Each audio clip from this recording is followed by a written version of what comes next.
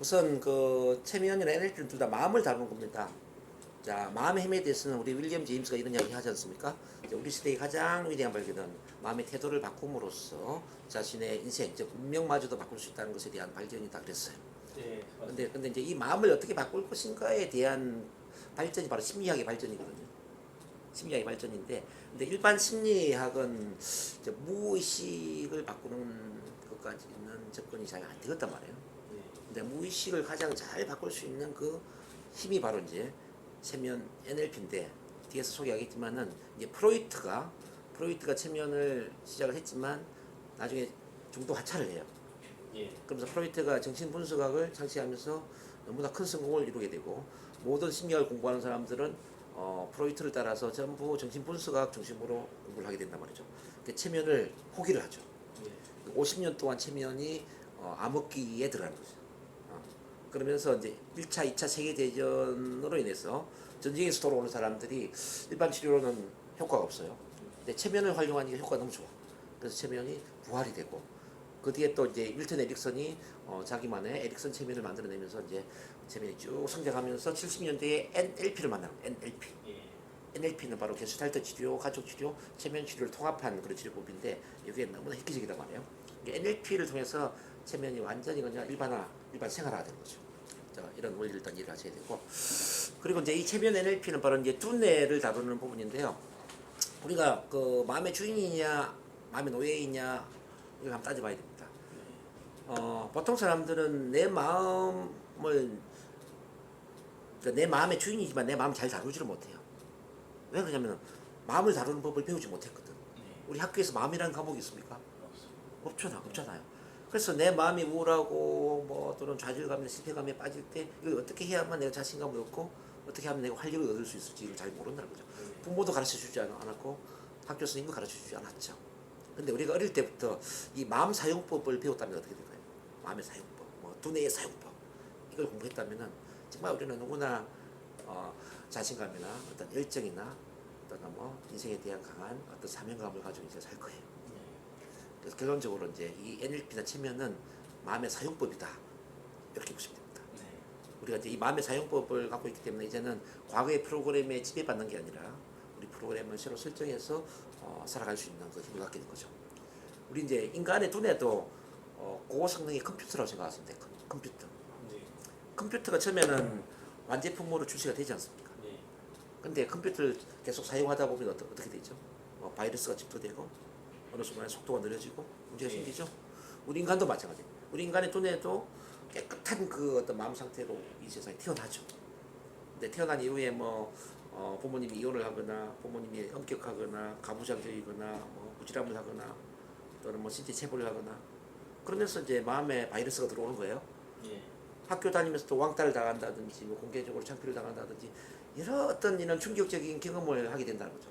그 경험 하나하나가 우리 마음에 이제 쉽게 말하면 상처와 아픔과 컴퓨터적인 바이러스를 만들게 된다는 거죠. 요게 이제 프로그램이 되는 거야.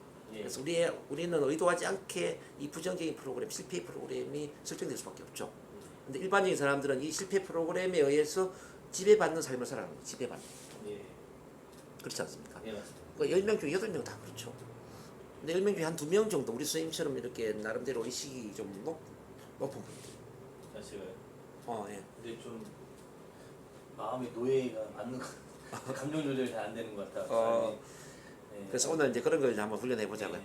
어쨌든 이 NLP 체면을 우리가 이제 만났다는 이야기는 우리 마음의 프로그램을 스스로 설정할 수 있다라는 거. 예, 설정된 그 원하는 프로그램에 맞게 인생을 살아갈 수 있다는 걸 의미한다. 이렇게 보시면 됩니다. 우리가 이제 인생을 과거 프로그램에 지배받는다는 건 너무 억울한 일이죠. 그래서 우리는 이 생각을 해야 됩니다. 나는 프로그래머이다. 두 번째, 나는 프로그램에 의해서 작동될 수도 있다. 예, 프로그래머이면서도 프로그램에 의해서 영향을 받을 수도 있다는 뜻입니다. 네, 그런데 이 프로그래머이기 때문에 우리는 프로그램을 선택해서 부정적인 건 지울 수 있고, 즉 삭제할 수 있고, 새로운 프로그램을 설정할 수 있겠죠. 예, 꼭 기능. 이제 체면을 배우면 이제 이 마음 관리가 가능한데요. 뭐 자기개발, 동기부여, 뭐 개인적인 어떤 삶의 질 향상, 전문적 능력 향상, 성과 창출, 뭐 아주 좋은 게 많아요. 참 많은 것들이 가능합니다. 그리고 이제 이 마음의 세계, 마음 작용에 대한 메커니즘을 조금 이해해 보면은 우리 원효대사가 일체유심조를 만들어냈어요, 그죠? 그러면서 당나라 유학을 포기했죠. 네. 해골 바가지 물을 밤에 마실 때 너무 맛이 좋았는데 피곤하고. 아침에 보니까 너무 구역질이 났어요. 네. 그렇죠. 이 물맛을 바꾼 게 뭘까 보니까 그게 바로 마음이었다는 네. 거죠. 그래서 심신상관성, 마인드 바디 커넥션. NLP 체면은 바로 이제 이 심신상관성의 원리에서 치료 기법이 발달되는 겁니다. 네. 그래서 우리가 이제 마음의 문제, 뭐 우울증, 불안증, 공포증, 공황장애, 불안증 이런 것도 물론 당연히 치료가 되지만, 자 암이라든지요, 네. 천식이라든지, 뭐 알레르기, 뭐 당뇨, 뭐 고혈압, 파킨슨병 이런 것도 어느 정도 치료가 다 가능하다는 거예요. 아, 왜 그러냐면요. 암을 치료하다 보면 암의 원인이 어떤 뭐 식이요법이나 그 사람의 어떤 몸 자체의 문제도 물론 있을 수 있겠지만, 근데 거의 한 90% 이상은 마음에서 병이 생기는 겁니다. 마음의 우울증이나 네. 어떤 좌절감이나 어떤 상처나 아픔이나 그렇지. 이런 것 때문에 암에 걸리더란 거죠. 그래서 그 암의 원인을 제거를 하면서 마음을 치료하니까 몸도 건강해지는 거죠. 그리고 또 이제 체면 기법을 통해서 우리가 이제 체면 상태에 이제 바디 스캔이라는 게 있어요. 제가 다 나중에 가르쳐 드릴게요. 자, 마음의 눈으로 내 몸을 들여다보면서 암 세포를 죽이는 상상을 하는 거죠. 이미지 요법으로. 네. 상상 속에 암 세포를 죽인다라는 이미지 요법을 통해서 정말 암 세포가 줄어들고 없어지는 거죠. 네. 실제 저는 그 직장 암에 걸린 사람을 병원에 가니까 직장 암에 이제 이 정도로 잘라내야 된다는 거예요. 오. 그래서 이제 잘라내면 주머니를 차야 되는 거죠. 그래서 저한테 체면 치료를 도와달라고 온 사람이 있었거든요. 근데 그분의 이제 원인은 바로 우울증이었어요. 자, 우울증의 원인은 사랑하는 사람과 헤어진 것이었죠. 뭐 이런 걸 쭉 치료를 다 하고 나서 그다음에 이미지 요법을 썼단 말이에요. 이미지 요법을 암세포를 죽이 없애는 상상. 암세포가 건강한 면역세포로 바뀌는 이런 이제 상상을 시키는데 2달 정도 이후에 병원에 가보니까 이렇게 줄어있는 거예요. 오. 사셨겠네. 아, 이건 실제 제가 치료한 거예요. 네. 그래서 수술을 하지 않고 잘라내지 않으면서도 이렇게 정상적으로 회복된 예가 있다고 하죠. 왕창 하셨네요. 예. 네. 뭐 천식 같은 경우에도 보면은 제가 뭐 많이 치료했는데 천식도 정신적인 충격이거든요. 천식도요? 천식 그럼요. 이제 중학교 3학년짜리인데 애는 학교 시험을 치거나 좀 긴장되면 숨을 못 쉬어요. 예, 예. 막 병원에 실려가는 거지. 그래서 숨 못 쉬는 것에 대해서 원인을 찾아보니까 애가 이제 어릴 때 할머니한테 키워졌는데 이제 부모님은 맞벌이를 하고 할머니한테 키워졌는데 할머니가 돌아가신 거예요. 초등학교 1학년 때 학교를 갔다 집에 온 게 아마 할머니가 돌아가신 거예요. 네. 할머니 하고 막 부둥켜 울다가 애가 숨을 못 쉬고 막 쓰러져 버린 거죠. 그러면서 병원에 실려간 거예요. 그 이후로 충격을 받으면 계속 숨을 못 쉬는 거예요. 그 할머니 돌아가신 것에 대한 치료를 함으로써 천식은 그냥 없어졌죠. 뭐 이렇게 그래서 어떤 신체적인 문제도 우리가 체면 기법을 쓰면은 치료될 수 있는 게 굉장히 많이 있다는 거. 네. 이거는 희소식이 뭐냐면요. 병원에서 치료할 수 있는 거는 30%예요. 70%는 마음과 관련된 거예요. 70%는. 예. 즉 70%의 병은 신체적인 질병은 우리가 체면 치료나 NLP 치료를 통해서 심신의학으로서 마음을 치료하면서 몸을 치료할 수 있는 질병이라고 합니다. 그래서 이 NLP 체면은 대체의학으로서 아주 각광을 받을 수가 있죠. 전 선생님이 이번에 체면 NLP를 배우면서 정말 이 NLP 체면 치료 전문가가 한번 되어 보시기를 적극 추천합니다. 예. 앞으로 아주 유망한 직종이거든요. 자, 왜 그러냐면요. 병원에서 치료하지 못하는 대부분을 우리가 NLP 체면을 통해서 치료할 수 있다는 거예요. 그렇지. 일반 심리 상담에서 안 되는 게 대부분 NLP 체면 치료에서 가능하다는 거죠. 보세요. 자, 우울증, 공황장애, 불면증 병원에 가면 뭐 줍니까? 약을 주잖아요. 약. 주죠. 예. 자, 약물 치료하다 보면은 약을 먹을 때는 좋아지지만 약을 안 먹으면 어떻게 되죠? 다 재발하죠. 예. 재발하죠. 네. 나중에 약에 의존이 되죠. 그렇죠. 약 먹지 않으면 힘들죠. 예. 평생 약의 노예로 살아야 돼요.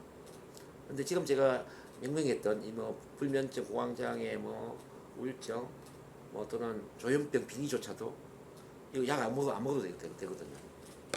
또 NL 체면을 통해서 충분히 치료가 가능하거든요. 그렇죠. 그래서 이 대체의학의 한 분야로서 이 NLP 체면 치료는 앞으로 정말 21세기에 꼭 필요한 그런 하나의 치료법이 되겠다 저는 이렇게 봅니다. 그런 것 같은데 아직 너무 활성화가 안 된 것 같아요. 활성화 안 됐죠. 너무 많은 사람들이 약간 이질감 느끼고 네. 두려워하고 그런 것 같아요. 그러니까 선생님들 앞으로 유망하지 않을까 그것만 넘기면 그럴 수도 있겠네요. 네 그렇습니다. 자 그러면 이제 체면을 조금 더 이해를 해볼게요. 이렇게 체면이 참 유망한데 우선 체면을 이해를 하기 위해서 일상생활과 체면의 관계를 좀 이해를 해볼 필요 있으세요. 많은 분들이 체면을 오해를 하거든요. 체면은 좀 신비하고 신기하고 마술 같은 게 아닐까 이런 생각을 하고 여기 오세요. 예 맞아요. 저도 그렇습니다. 신기하고. 근데 그런 생각을 하면은 그 신비감 때문에 그 체면에 대한 오해 때문에 오히려 치료 효과가 떨어져 버립니다. 그래서 우리가 체면 전문가로서 첫 번째로 해야 될 게 뭐냐면요. 체면에 대한 오해를 풀어드리는 거죠. 네. 그러니까 실제로 체면이 뭔지를 이해를 시켜드리고 체면을 경험하게 하는 거죠. 네. 그래서 오전에는 주로 이제 그 시간이니까요. 우선 그 흔한 일상의 트랜스가 뭔지를 좀 한번 봅니다. 기본적으로 이제 문제라는 것도 체면이라는 걸 생각이 돼요. 문제. 내가 문제라고 생각하는 그 모든 것들이 체면이라고요. 문제라 생각하는 것들이요. 자, 문제라고 생각하기 때문에 문제에 집착하잖아요. 아 예. 문제 외에 다른 걸 생각 안 하잖아요. 예. 그렇지 않나요? 예를 들어서 이제 공황장애를 갖고 있는 사람은 공황장애 발작에 집착하잖아요. 예. 자, 그 공황장애 발작 외에 다른 걸 생각 안 하잖아요. 그렇죠. 아 맞네. 발표 불안 같은 경우는 발표할 때 불안한 것에 집착하잖아요. 그렇죠. 발표할 때면 나도 모르게 불안한 그 마음에 빠져버리잖아요. 그렇죠. 예. 불안 외에 다른 걸 생각 안 하잖아요. 예. 집착하죠 오히려. 그렇죠. 다른 걸 생각하지 않고 그 하나에만 집착하는 게 체면이라고요. 예. 좋은 것에 집착하면 좋은 체면이 되는 거고 그렇죠. 나쁜 것에 집착하면 나쁜 체면이 된다는 얘기죠. 그렇죠. 그래서 이제 이거 체면이라는 거 하나의 우물에 비유를 할 수 있어요. 우물. 우물에 빠지면 우물한 개구리는 세상을 볼 때 어떤 것만 보이죠? 우물 앞만 보이잖아요. 그렇죠. 우물 밖을 못 보잖아요. 그렇죠. 자, 문제를 갖고 있는 사람은 문제라는 우물에 빠지는 거죠. 예. 문제에 빠져서 생각하니까 문제만 생각이 되는 거지. 뭐 강박증은 강박에 관련된 생각만 하고 불면증은 자 불면 잠을 못 자는 것에만 집착을 하고요. 전부 이 문제에 집착한다. 집착 자체가 우물에 빠져 있는 거예요. 예. 그래서 우리가 할 일은 뭐냐면 문제에 빠져 있는 사람을 문제에서 벗어나게 만들어주는 거죠. 네. 체면 치료를 한다는 이야기는 잘못된 체면에 빠져 있는 사람을 빠져나오게 만드는 거예요. 예. 그리고 좋은 체면에 빠져들게 하는 거죠. 자, 문제가 나쁜 체면이라면은 반대로 좋은 체면은 뭐가 있을까요? 좋은 체면은 어떤 꿈이라든지 목표라든지 자신감. 비전이라든지 과거에 내가 좋았던 경험이라든지 지금 말씀하신 자신감이라든지 성취감과 관련된 이런 경험에 빠지게 하는 것. 아 이런 건 좋은 체면이 되겠죠? 그렇죠. 좋은 체면에 빠져들게 하면은 마음이 탁월한 상태가 되죠. 자, 요걸 이제 이해를 좀 하셔야 되고요. 그다음 착각이라는 것도 이제 체면이거든. 착각. 자, 그 제한된 신념 쉽게 말하면. 코끼리를 본다면 코끼리를 새 사슬에 묶어서 어린 시절부터 키운단 말이에요. 예. 그럼 어미 코끼리가 되더라도 작은 쇠말뚝에 박혀 있으면서 예. 코끼리가 도망을 못 가요. 예. 왜냐하면 도망을 갔던 기억이 없잖아요. 도망을 가려고 그러면 쇠사슬이 나를 계속 잡아당기잖아요. 예. 뒷다리가 아프잖아요. 그래서 나는 도망갈 수 없다라는 착각이 빠지죠. 한계를 정하는 스스로. 예. 그렇죠. 그런 것처럼 이제 우리 사람도 마찬가지거든요. 가정에서 살림만 살았던 우리 가정주부인 경우에는 나는 영업을 할 수가 없어. 예. 나는 앞에서 강의를 할 수 없어. 그렇죠. 나 같은 사람이 어떻게 강의를 해? 나는 심리치료를 할 수 없어. 뭐 체면 전문가가 될 수 없어. 뭐 될 수 없다라는 그런 착각 속에 빠진다는 거죠. 그래서 우리가 상담하다 보면은 저마다 자기만의 착각 속에 빠져서 와요. 예. 저는 대인 관계를 잘 못해요. 저는 내성적인 사람이에요. 저는 소심해요.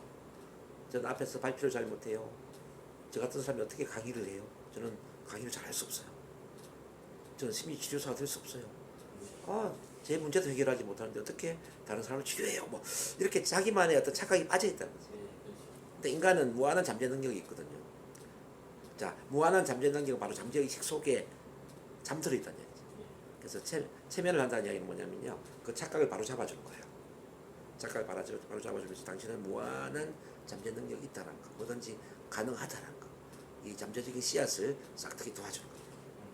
그렇게 이제 일을 하셔야 되고, 우리가 이제 월드컵 할 때 옛날 2002년도에 대한민국이라고 기억나세요?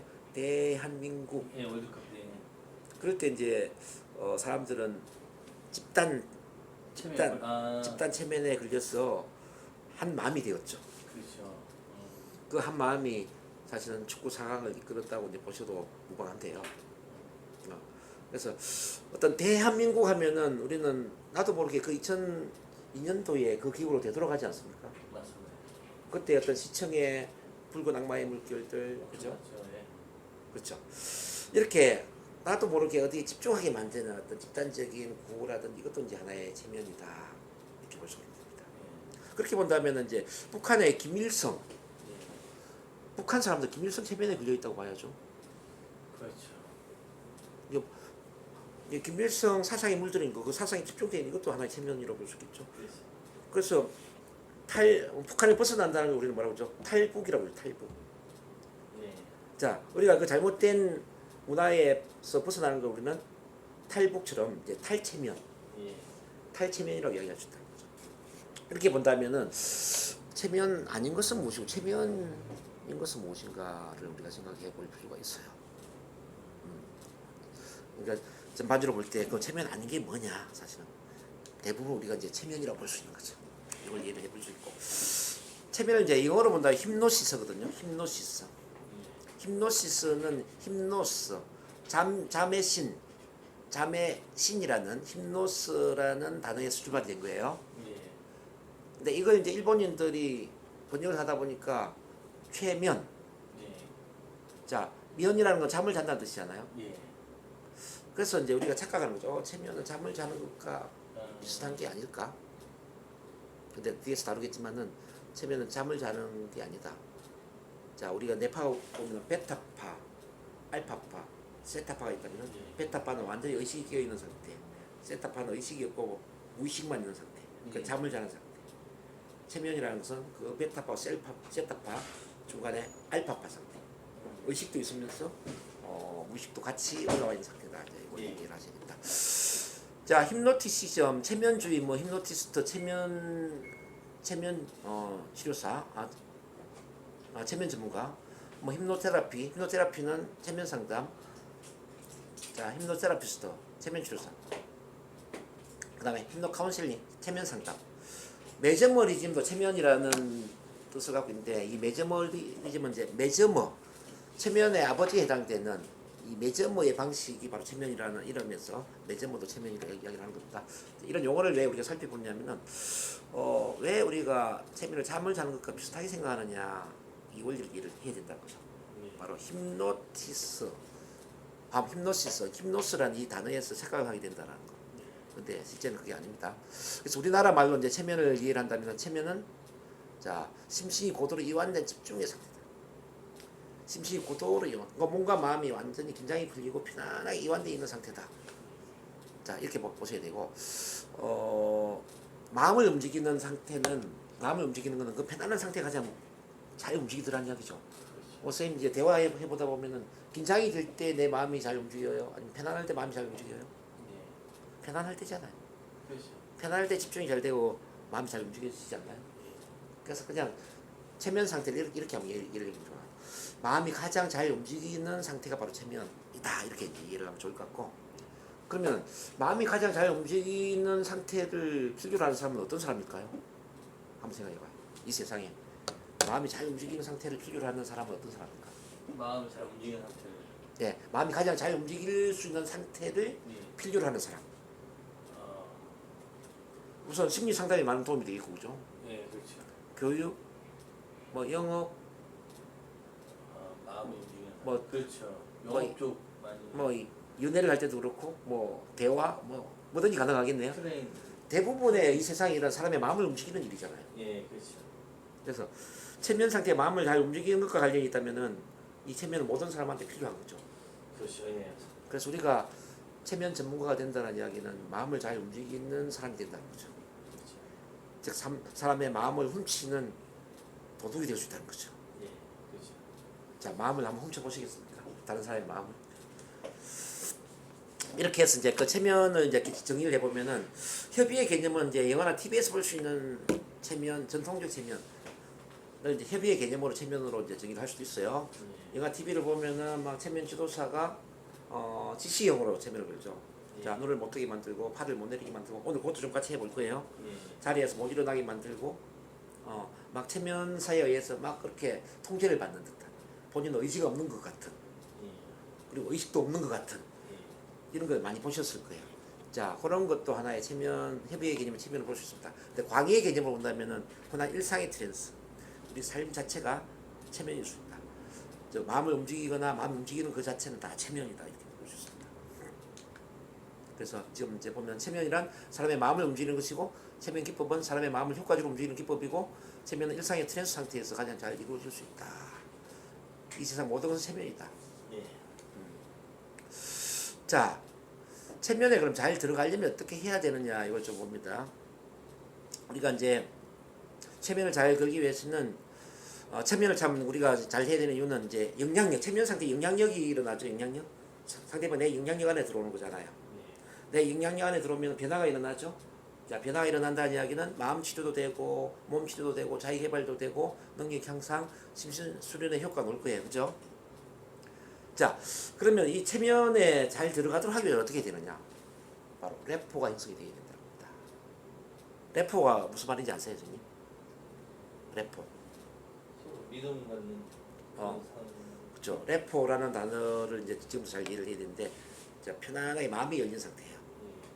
편안하게 마음이 열린 상태. 즉 믿고 신뢰하는 상태. 협조할 수 있는 상태. 몸은 두 사람이지만 한 마음이 된 상태. 이게 레포라고 보시면 돼요, 선생님.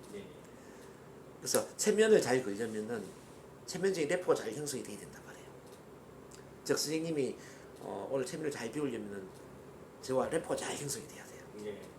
자, 멀리서 오신 만큼 저를 믿고 신뢰해야 되고, 저와 마음이 잘 통해야 되고, 제가 어떤 유도를 하든지 간에 받아들여야 되고, 그러면 체면이 잘 들어가는 거예요. 자, 이렇게 레포가 잘 형성되려면은 일단은 기본적으로 이완이 돼야 되거든요. 릴렉스 돼야 되거든요. 릴렉스. 이완이 된다는 건 어떤 의미일까요? 이완이 된다는 것은 긴장이 풀린다는 거예요. 여러분들 어떨 때 긴장이 풀리나요? 자, 믿고 신뢰하는 사람 앞에서 긴장이 풀려요. 의심이 되는 사람한테서 긴장이 풀려요. 신뢰하는 사람. 그래서 신뢰하는 사람. 그러니까 신뢰하는 사람 앞에서 긴장이 풀리기 때문에 우리가 신뢰도를 높일 필요가 있다는 거죠. 그럼 왜 믿고 신뢰하느냐 보니까 공통성이 많기 때문에. 즉 선생님과 저와 공통성이 많으면 신뢰도가 높아지는 거예요. 오늘 이제 대화하다 보니까 선생님도 보니까 마음에 관심이 많고 저는 마음 전문가고 또 선생님 무의식에 관심이 많아요.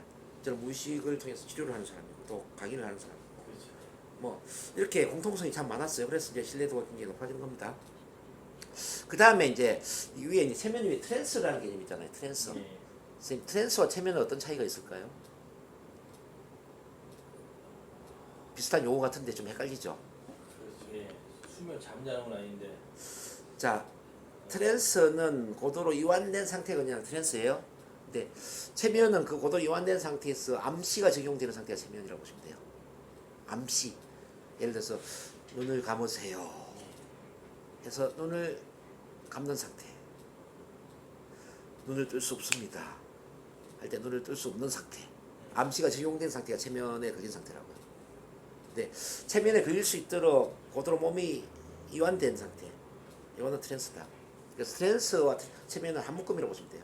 체면에 들어가기 위해서는 반드시 트랜스 상태에 들어가야 되고 트랜스 상태에서 암시가 적용이 되면 체면에 걸리는 거죠. 이렇게 이해를 하시면 돼요. 근데 이 트랜스는 어떻게 해서 트랜스 상태에 될 수 있느냐 보니까 이제 집중이 잘 되면 트랜스에 들어가는 거죠. 선생님은 어떨 때 집중이 되죠? 바로 선생님의 관심사와 흥미 분야에 대한 이야기를 하면 집중이 잘 되지 않나요? 그렇죠. 지금 집중이 잘 되고 있나요? 네, 잘 되고 있습니다. 왜 집중이 잘 되냐면 선생님의 관심사에 대한 이야기를 해드리니까. 그러니까 우리가 이제 상담할 때도 같은 원리란 이야기죠.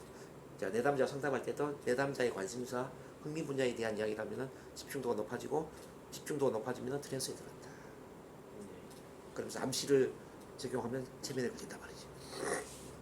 자, 이걸 보고 자, 그럼 체면은 의식은 있으나 잠재의식도 활성화되는 상태라고 이야기했죠. 자, 의식과 잠재의식이 공존하는 상태라고 했습니다. 체면 상태에서도 각성 상태가 유지가 됩니다. 자, 체면의 깊이에 따라 각성 상태의 정도가 달라질 뿐입니다. 그렇기 때문에 체면 상태와 비체면 상태는 구분이 좀 어려울 수가 있습니다. 예. 그래서 이제 이걸 잘 이해를 해야 돼요. 많은 사람들이 이제 체면에 대해 오해를 갖고 오기 때문에 이 체면의 특성을 예. 이 페이지 잘 이해를 해야 돼요. 이거 좀 읽어보겠습니다. 자, 체면은 집중 시작. 읽어보라고요? 체면은 집중. 체면은 이완, 체면은 이완. 체면은 편안함을 느끼는 것, 체면은 편안함을 느끼는 것. 체면은 나른함과 묵직함을 느끼는 것, 체면은 나른함과 묵직함을 느끼는 것. 체면은 꿈꾸는 것과 같은 몽롱한 상태. 체면은 꿈꾸는 것과 같은 몽롱한 상태. 체면에서도 의식이 작용한다. 체면에서도 의식이 작용한다. 체면에서도 잡생각이 난다. 체면에서도 잡생각이 난다. 체면에서도 체면에 걸리지 않는 것 같다. 체면에서도 체면에 걸리지 않는 것 같다. 체면과 비체면은 구별이 어렵다. 체면과 비체면은 구별이 어렵다. 그러므로 체면에 걸렸음을 확인하려 하지 마라. 그러므로 체면에 걸렸음을 확인하려 하지 마라. 체면에 걸리려 하면 안 된다. 체면에 걸리려 하면 안 된다. 편안한 상태에서 잡생각이 들면 잡생각을 하고 마음이 가는 대로 허용하라. 편안한 상태에서 잡생각이 들면 잡생각을 하고 마음이 가는 대로 허용하라. 무엇이든 애쓰면 안 된다. 무엇이든 애쓰면 안 된다. 잠 오면 잠을 자고 졸리면 졸고 잠오면 잠을 자고 졸리면 졸고 나른하면 나른해하고 몸이 무거우면 무거워하고 나른하면 나른해하고 몸이 무거우면 무거워하고 가벼우면 가벼워하고 가벼우면 가벼워하고 있는 그대로 느껴지는 그대로 허용하라. 있는 그대로 느껴지는 그대로 허용하라. 그런 자신을 그냥 느껴라. 그런 자신을 그냥 느껴라. 느낌이 없으면 없는 대로 그대로 있으라. 느낌이 없으면 없는 대로 그대로 있어라. 허용하라. 허용하라. 이거 읽어보니까 어떤 느낌 드세요? 선생님이 막 처음 생각하는 거는 하는 거 너무 다르죠? 그러니까 그냥 의식하지 말고 그냥 편하게 그냥 내맡기면 된다는 생각이 들어요. 그렇죠. 그러니까 이게 중요한 거는 체면에서도 의식이 작용을 하고 체면에서도 잡생각이 나고 예. 체면에 걸려도 체면에 안 걸린 것 같고 체면에 걸린 것과 체면에 걸리지 않는 것이 구분이 힘들고 그렇단 말이에요. 왜 이걸 선생님이 이해를 잘해야 되냐면 선생님이 앞으로 만나야 되는 수많은 내담자들이 이런 문제에 대해서 물음표를 던진다는 거죠. 저는 체면에 안 걸린 것 같아요 이렇게 이야기해요. 체면에 걸렸음에도 불구하고 체면에 안 걸린 것 같은데요 이렇게 물음표를 던질 수가 있다는 거죠. 그래서 이걸 이해를 잘 시켜야 되고 이해를 시킨 상태에서 체면을 적용을 해야 돼요. 그래서 오늘 오전에 이 교육이 왜 필요하냐면은 이 이해를 하지 않고 체면 실습을 하면은 선생님 또한 우리 선생님 또한 체면에 걸려도 체면에 걸리지 않은 것으로 오해를 할 거예요. 예. 왜냐하면 많은 사람들 체면에 대한 오해를 갖고 있거든요. 예. 요거 개념을 잘 이해를 하셔야 돼요. 자, 트랜스 상태 아까 제가 설명했죠. 자, 트랜스 상태는 심신이 고도로 이완된 집중의 상태고 몽환 상태고 뇌파의 알파파 상태다. 의식 있는 무의식 상태라고 말한다. 습관적인 행동이나 자동화된 사고는 트랜스 상태에 이루어진다. 넘어갑니다. 체면과 트랜스의 차이 아까 제가 설명했죠. 비슷한데 좀 차이가 있어요. 자, 체면은 아까 제가 말씀드렸는데 체면은 암시가 적용된 상태라고 제가 얘기를 했죠. 예. 트랜스는 암시가 적용되지 않는 상태. 그래서 이 암시라는 두 가지 차원에서 한번 비교해 볼 필요가 있다는 거죠. 그래서 체면은 보세요. 체면 특정 목표를 달성하기 위하여 암시를 적용한 상태가 체면이다 이렇게 본다면 그 체면을 바라는 결과 성취하도록 트랜스 상태를 활용하는 역할을 한다. 즉 암시가 적용되기 이전까지의 그 트랜스 상태를 적용해서 암시를 시킴으로써 체면에 걸린다 이 말이죠. 자, 이게 이해되시나요? 구분이 좀 되세요? 좀 헷갈리죠? 암시가 적용되기 이전 상태의 편안하고 자, 심신이 고도로 이완된 상태를 트랜스라고 한다면 거기에서 암시가 적용이 되면 체면 상태로 간다는 거죠. 그래서 뭐 사람들이 질문할 수 있거든요. 트랜스는 뭐고 체면은 뭐고 이렇게 질문할 수 있어요. 여기에 대해서도 내담자한테 이해를 시켜줄 필요 있어요. 체면에 들어가기 위해서는 트랜스 상태에 들어갑니다.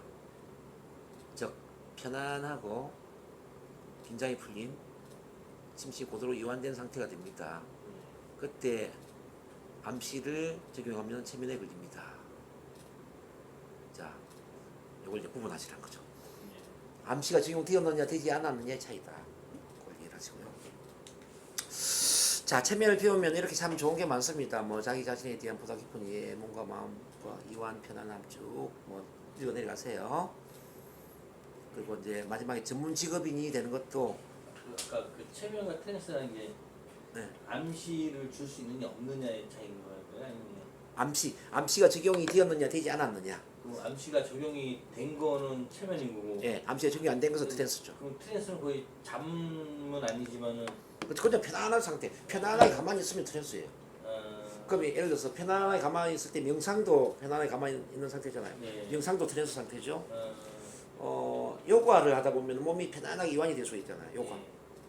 요가를 할 때도 트랜스에 들어갈 수가 있죠. 아무 생각 없이 그냥. 그 암시라는 거는 아까 전통적 체면하고 뭐. 에릭슨 체면 예, 그런 예. 것들을 할 수 있는 상태, 걸린 그렇죠. 상태가 체면이라는 그렇죠, 거죠. 그렇죠. 암시를 적용하면 체면에 들어가는 거죠. 트랜스에서. 어, 그래서 트랜스는 조금 광범위하죠. 트랜스, 요가, 명상, 그렇죠. 뭐 복식호흡, 단전호흡 이게 다 트랜스와 관련되는 거잖아요. 그렇죠. 예. 그렇죠? 이게 요가, 명상 같은 경우는 암시를 적용하지 않았잖아요. 어, 그렇죠?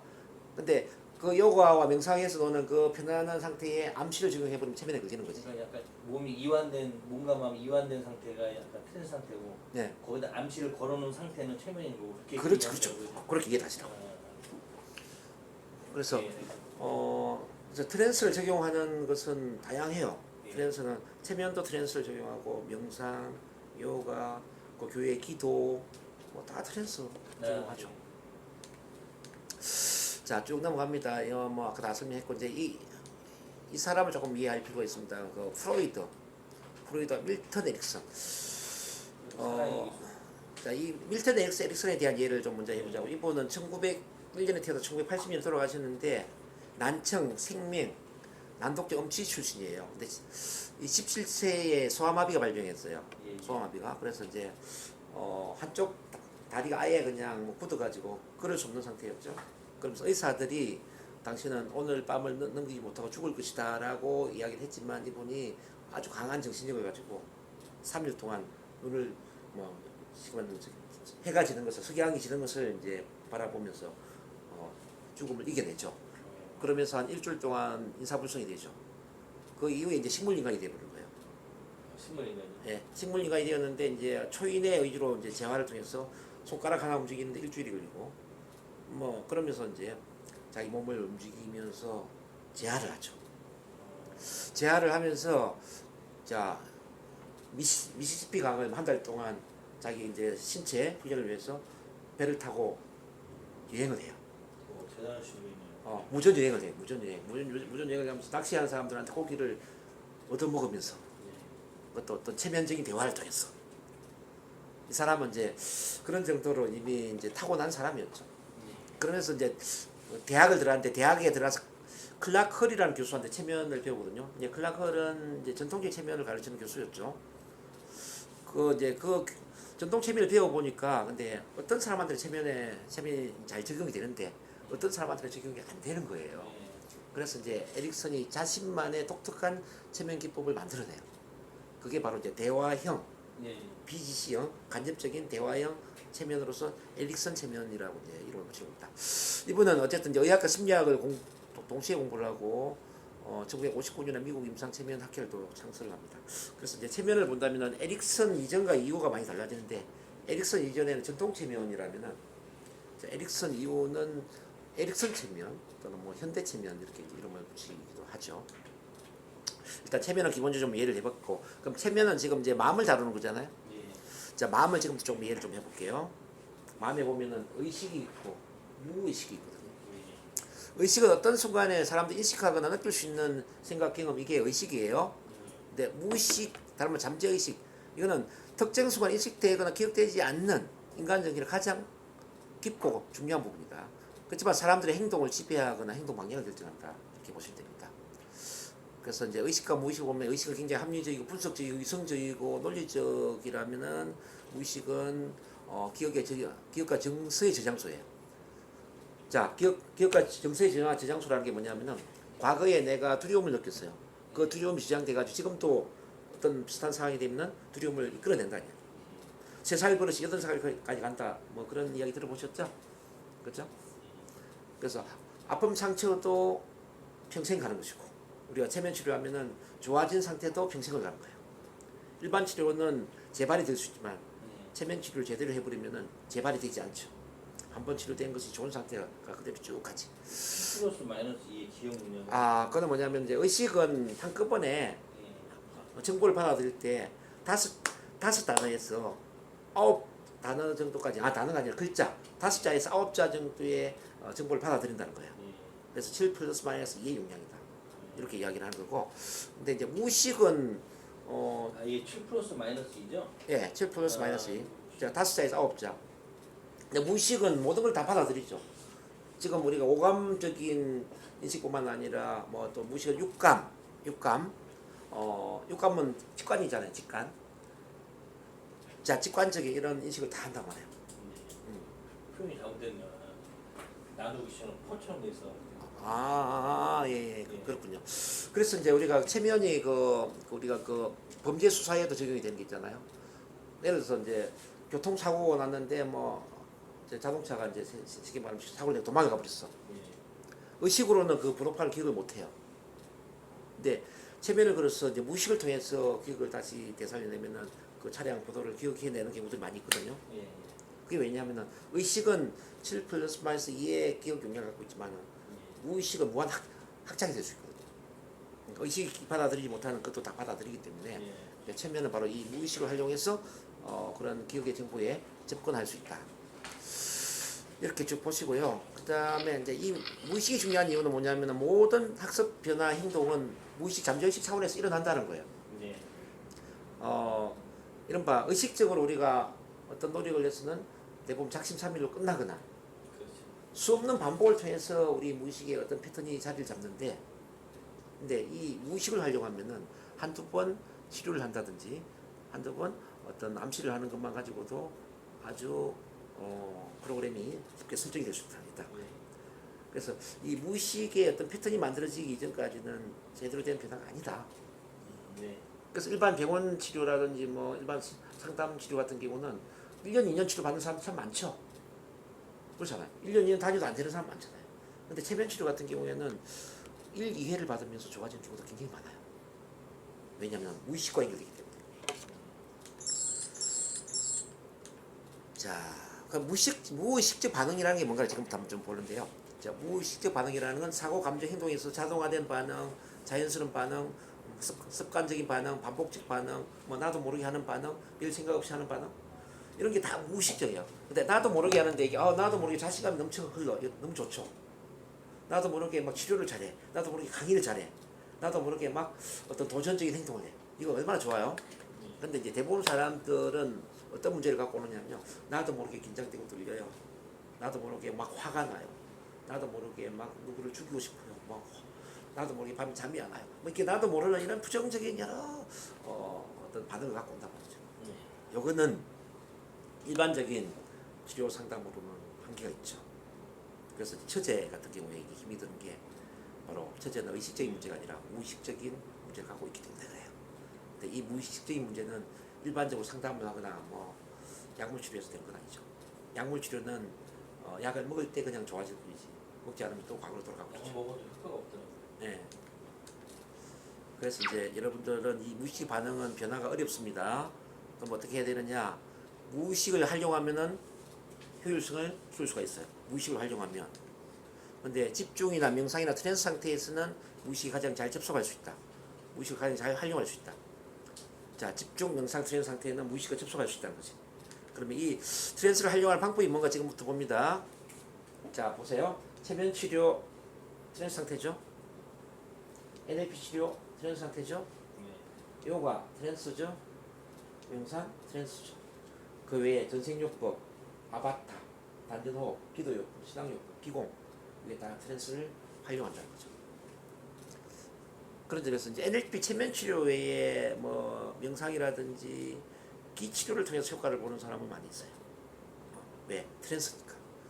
트랜스 상태에서 무의식의 변화가 일어나기 때문에 그런 겁니다. 그래서 우리가 진정한 변화를 하기 위해서는 의식과 무의식의 통합이 필요합니다. 자, 아주 중요한 이야기예요.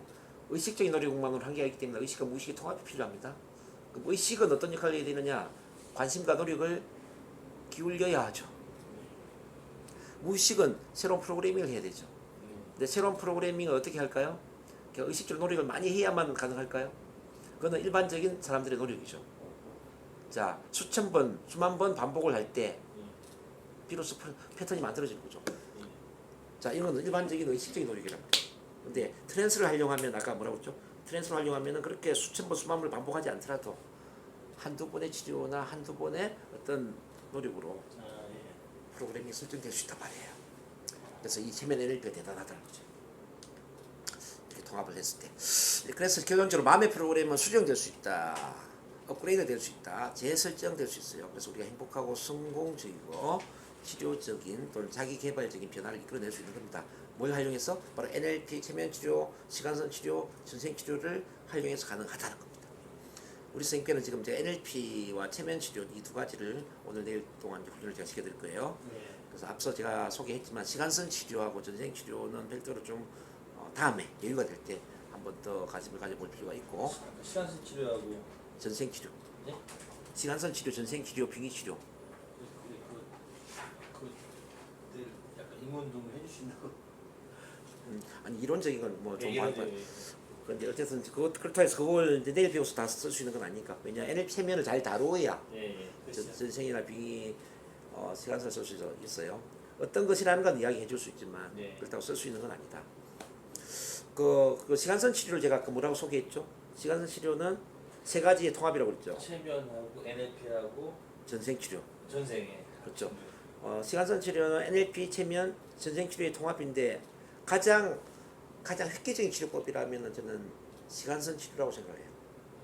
여기에 많은 기법들이 나와 있지만 시간선 치료 기법을 다룰 수 있다면은 가장 짧은 시간에 그러면 그 NLP 치료가 네, 어느 정도 뭐 정상에 올라와 있다. 네, 그런 기준이 있네. 그래서 아까 말씀하신 대로 NLP 치료가 돼야지 시간선 치료도 배울 수 있는 그 단계가 된다고. 그렇죠. 근데 그 NLP 치료가 어느 그 배울 수 있는 단계, 시간선 치료를 배울 수 있는 단계를 어떤 방식으로 알 수 있는 건가요? 우선 선생님은 오늘 내일까지 이제 교육을 받으면 네. 훈련을 하면은 이미 NLP 체면에 대해서는 기본적인 훈련이 되는 거거든요. 그 다음에 시간선 하면 되죠. 그래. 교육만 받는 것만으로도 그런 시간선 치료를 받을 수 있는 측면이 그럼요. 어떤 뭐 기존 요건은 있는 게 아니라요. 이 정도 능력을 갖춰야 된다 그런 건 없는 거고요. 그렇죠. 일단은 그거는 훈련을 계속 이제 할 필요가 있는 것이고 그렇게 훈련되면 더 좋고 훈련이 좀 부족하다 할지라도 오늘 내일 훈련 과정을 통해서 체면을 어느 정도 걸 수 있고 또 NLP 기법을 어느 정도 유도할 수 있다면 시간선 치료도 충분히 가능하죠. 자 이제 체면 현상을 좀 보겠습니다. 체면 현상을 보면 이제 많은 분들이 이제 이런 오해를 갖고 오거든요. 아 이런 상태가 체면이 아닐까 이렇게 오거든요. 체면은 의식이 없는 거 아니에요 이렇게 오거든요. 근데 자 체면은 이렇게 의식이 올라오면서 의식이 올라오면서 무의식에 잠재되어 있는 부분이 같이 올라오는 거예요. 즉 다시 말하면 의식도 있고 무의식도 있다. 체면에 들어가면 의식도 있으면서 평소에 생각하지 못했던 무의식이 잠재되어 있는 그런 기억들이 올라올 수 있다. 이렇게 이해될 수 있겠습니까? 이해되세요 이게? 그래서 체면에 들어갔지만 의식이 있으니까 잡생각이 날 수도 있다는 뜻입니다. 체면에 들어갔지만은 체면에 걸리지 않은 것처럼 느껴질 수도 있다는 뜻입니다. 마치 이렇게 비교해보면 어떨까 싶어요. 우리가 영화를 볼 때 영화에 몰입하고 있지만 언제든지 옆에 있는 사람한테 신경 쓸 수 있잖아요. 그렇죠. 영화를 보고 있지만 핸드폰에 전화가 오면 핸드폰에 신경 쓸 수도 있잖아요. 네 맞아요. 그런 것처럼 체면에 걸렸지만은 바깥에 차 소음 소리를 들을 수도 있다는 뜻입니다. 체면에 걸렸지만 저 에어컨 소리를 들을 수도 있겠죠. 근데 우리가 이제 어떤 것에 몰입해버리면 에어컨 소리도 사라져버리고 차 소음 소리도 사라져버리고 어떤 하나에 집중이 될 수 있겠죠. 그럼 제가 치료를 하다 보면은 이제 이런 예들이 많이 나와요. 어떤 과거에 뭐 좋았던 기억이나 또 미래에 내가 원하는 미래의 목표나 여기 집중될 때는 다른 걸 전혀 못 들어요. 근데 또 이제 다른 거 생각할 수도 있잖아요. 편안하게 몸을 유한시키면서 자 이제 과거에 행복한 순간으로 한번 가보겠습니다. 근데 행복한 순간을 바로 가지 않을 수도 있잖아요. 그 상태에서 이런저런 잡생각을 하는 경우가 있다는 거지. 이런저런 잡생각을 하다가 또 과거의 어떤 기억에 집중을 하다가 또 이런저런 잡생각을 하다가 또 뭐 어떤 기억에 또 집중하다가 또 잡생각하다가 또 집중하다가 뭐 이런 것들이 연결될 수도 있어요. 계속 집중된 상태만 이어지지는 않을 수가 있다는 거지. 요걸 요즘을 이해해야 됩니다. 그래서 의식이 있기 때문에 항상 잡생각이 있을 수도 있고 또 몰입하다가 또 잡생각을 할 수도 있고 또 몰입만 할 수도 있고 뭐 여러 가지 사람에 따라서 좀 차이가 있습니다. 그걸 전반적으로 이해 좀 하시고요. 그다음 체면 상태의 특성을 좀 본다면 트랜스 상태는 변형된 의식 상태 ASC 즉 몽롱하면서도 의식이 있는 상태. 그래서 이제 몽한 상태라고 봅니다. 피암시의 증가 상태. 피암시라는 것은 암시를 잘 받는 상태. 암시를 잘 받는 상태. 지금 상태에서 예를 들어서 제가 나는 자신감이 넘친다 라는 말을 했을 때와 체면 상태에서 나는 자신감이 넘친다 라는 말을 했을 때 어떤 차이가 있을까요? 체면 상태는 약간 무의식. 그렇죠. 자, 체면 상태에서 나는 자신감이 넘친다 하면 실제 그 말에 집중이 돼 버리니까 잠재의식에 그대로 새겨지게 되죠. 그러니까 체면 상태에서 나는 자신감이 넘친다. 난 건강하다. 내 마음은 감사와 사랑으로 충만해 있다. 뭐 이렇게 긍정적인 암시를 한다면 그게 그대로 잠재의식에 연결되어 있기 때문에 자, 한 번 체면 암시를 한다 하더라도 효과가 크다 말이죠. 근데 눈 뜬 상태에 나는 자신감이 넘친다. 나는 건강하다. 뭐 똑같은 말을 했지만 눈 뜬 상태에서는 좀 더 많은 반복이 필요하겠죠. 그래서 의식 상태에 수십 번 반복해야 되는 효과를 체면 상태 단 한 번, 단 한두 번에 효과를 끌어낼 수도 있다라는 거. 그건 왜 그러냐면은 피암시성이 증가되기 때문이다. 그렇게 이해를 합니다. 그럼 체면은 또 이완 상태, 긴장이 풀리는 상태죠. 그다음 주의 집중 상태, 하나님에 집중이 되는 상태. 자, 그다음 인지와 지각의 변화가 일어날 수도 있어요. 오후에 이제 해보겠지만 시간의 변화가 일어날 수 있어. 시간. 예를 들어서 이제 한 5분 정도 체면에 걸렸는데 10분처럼 길게 느껴질 수도 있고, 뭐 10분, 20분 정도 걸렸는데 한 5분처럼 짧게 느껴질 수도 있다는 뜻입니다. 이게 왜곡이 될 수도 있고, 해리, 디소시에이션, 의식이 단절된 상태. 중간중간에 잠을 자버릴 수도 있어요. 중간에 의식이 없을 수도 있어요. 잠을 자는 듯 하다가 또 깨어났다가 또 잠을 자는 듯 하다가 깨어났다가 이런 경우가 많이 이어질 수 있어. 여기 이제 우리 오경숙 상담이사님 같은 경우도 이제 이런 경험을 많이 하세요. 제가 집단으로 체면을 유도를 하다 보면은 어느 순간에 또 기억이 없어요. 의식이 단절돼요. 그러다가 또 어떤 거는 또 기억이 나고 또 어떤 건 또 단절되고 막 이런 게 이어져요. 운전할 때도. 예? 운전할 때요. 운전할 때도 그런 게 있어요? 운전할 때 가다 보면 언제 여기까지 왔지? 그런. 그럼요. 앞에 보고 있는. 그것도 체면 상태라고 보시면 돼요. 예, 비슷한 체면 상태죠. 전혀 기억이 없어요. 네. 그런 경우가 좀 있더라고요. 예, 그것 또한 체면 상태입니다.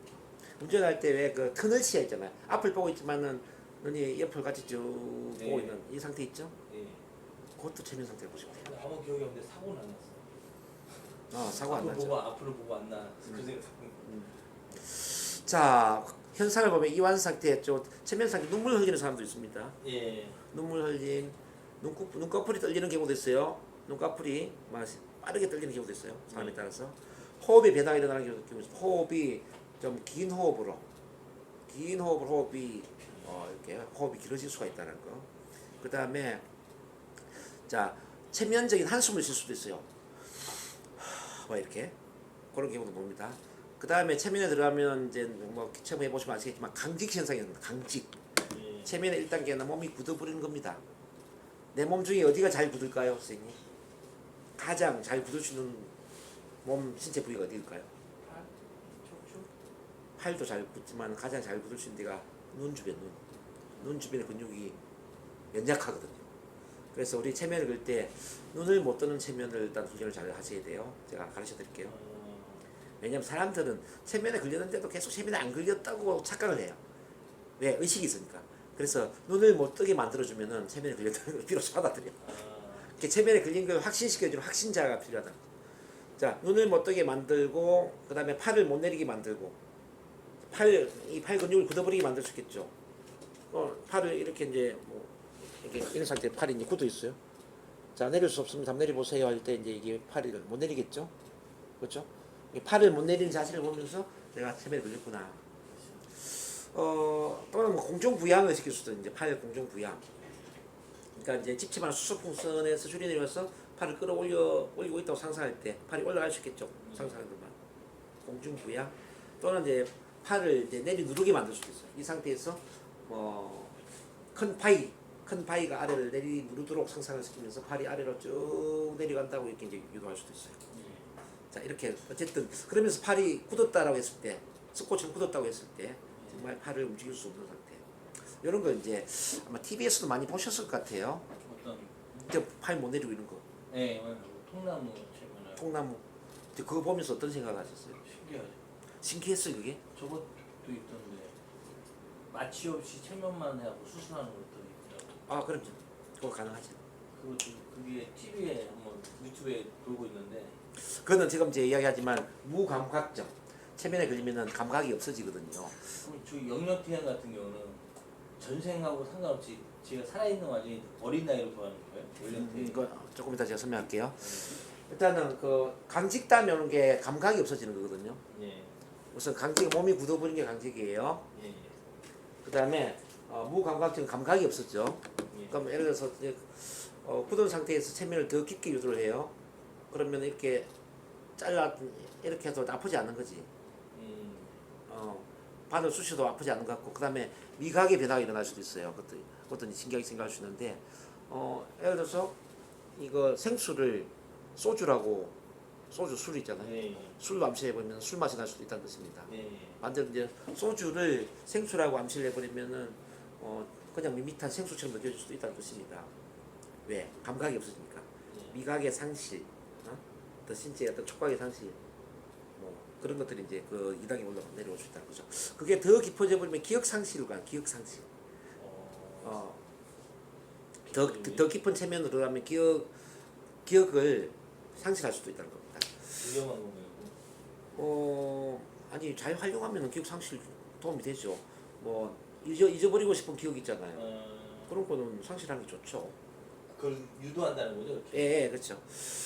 그 다음에 환각. 자, 더 깊이 들어가면 환각 증상이 있을 수 있어요. 뭐 앞에 테니스공이 없는데 테니스공이 있는 것처럼 착각할 수도 있어요. 손바닥에 테니스공을 바라보세요. 테니스공이 보일 수도 있겠지. 그 다음에 지금 이야기한 이제 연령태행. 자, 연령태행은 체면 상태에서 당연히 이거는 많이 활용해야 되는 건데 과거로 계속 퇴행을 시켜주는 거죠. 체면 치료를 크게 두 가지로 보면 하나는 퇴행 치료예요. 연령태행 치료. 또 하나는 암시 치료예요. 자, 암시 치료는 현재 미래의 바탕을 두는 거죠. 현재 미래. 연령태행은 과거의 바탕을 두는 거죠. 과거의 사건을 치료하기 위해 연령태행을 하는 거죠. 자, 예를 들어서 이제 이렇게 유도할 수 있겠죠. 불안증과 관련된 또는 공황장애와 관련된 자 과거의 최초의 시점으로 이동합니다. 과거로 가세요. 그럼 계속 과거로 가겠죠. 그 최초로 어떤 공포증을 느꼈던 순간. 그럼 그게 이제 뭐 5살 때 기억일 수도 있고 3살 때 쭉 가겠죠. 그럼 연령태행이 되는 거예요. 그리고 이제 엄마 뱃속 안으로 갈 수도 있거든요. 어떤 사람은 있잖아요. 어떤 사람은 엄마 뱃속 안의 일 때문에 지금도 불안해할 수가 있거든요. 엄마 뱃속 안의 일 때문에 우울증에 걸려 있을 수도 있거든요. 왜냐면 엄마가 나를 임신했을 때 엄마가 우울증을 앓았거나 엄마가 또는 시댁 시집살이를 살았거나 그러면 그 어떤 충격적인 그 마음이 엄마 뱃속 안에 있는 아기한테 그대로 고스란히 전달되는 거죠. 네. 그래서 그 뱃속 안 기억 때문에 문제가 될 수도 있죠. 계속 연령태행을 하다 보면 이제 전생으로 갈 수 있는 거죠. 그렇죠. 그럼 이건 전생태행이 되는 거죠. 전생태행. 그럼 뭐 전생 1생, 2생 쭉 가지 않겠습니까? 근데 제가 볼 때 선생님은 최소한 전생을 뭐 몇백 번은 살았다는 느낌이 들거든요. 제 느낌에. 몇백 번을 살아요? 그렇죠. 보통 한 650번에서 한 800번 정도 우리가 환생을 하니까. 그래요 또? 선생님 여기 오셨다라는 거는 몇백 번을 살았기 때문에 여기 오신 거예요. 선생님은 굉장히 진화된 영혼이라고요. 예전에 어디선가 책에서 봤는데 오래 환생한 사람일수록 그 성향이 되게 차분하고 부드럽고 그렇다고 그러더라고요. 당연하죠. 영혼이 성장했으니까. 근데 왜 그 짧게 한 사람일수록 에너지가 강하고 그렇게 이제 환생을 적게 했다라는 거는 영혼이 그만큼 성장을 못했다는 이야기죠. 죄송합니다. 여보세요? 환생을 한다라는 건 우리가 몸을 가서 한다라는 건 딱 이제 이 전생 파트에서 다루어야 되지만은 환생을 한다라는 건 우리 체험을 통해서 뭔가를 깨닫고 의식이 성장하기 위해서 우리가 환생을 한 거거든요.